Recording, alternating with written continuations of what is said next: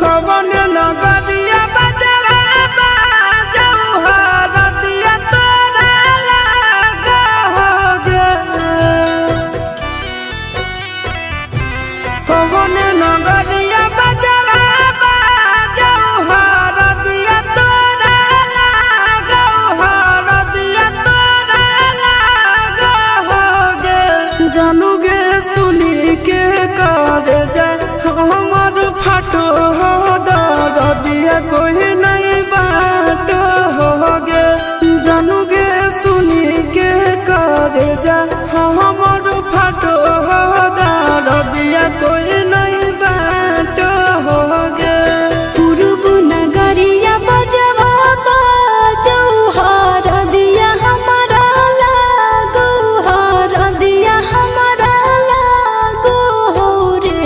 सोना रे घरवा के लोगा बहई मनवा मड़वा बैठी डाटो हो रे।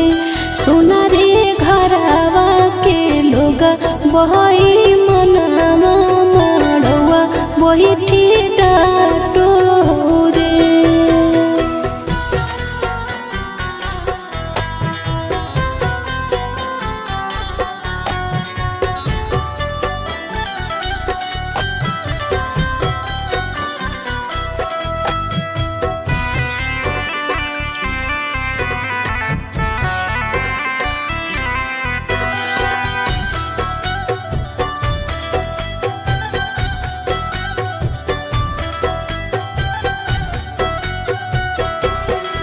हद जखनी ढराई जैतौ तोर शंखा बनिया हो जैतै खत्म हमर प्यार के कहानिया।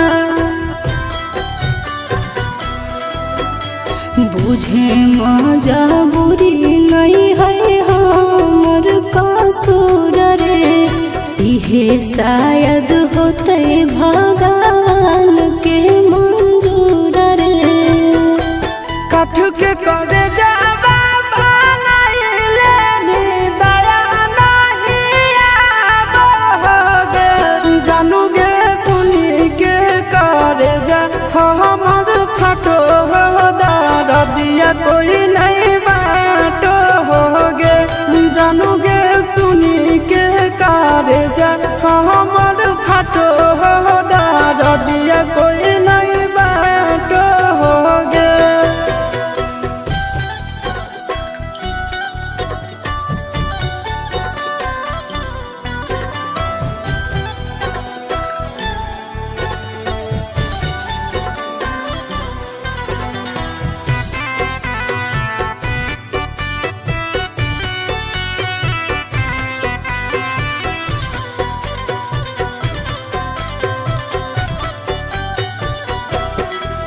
आगे तोरे नाम धड़को है दिल के धड़कनवा।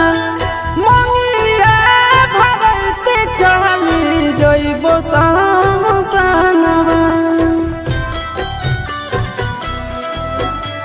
के कर दिए दोसई है किस्मत के खेला। भूल जाई है आशीष नंदन अमन आल बेला। तोरा बिना हमरो कुछ न भावो हो दुख नहीं सहाबो हो रे। सोना रे घरवा के लोगा बहई मनवा मड़वा बैठी डाटो हो रे। जानूगे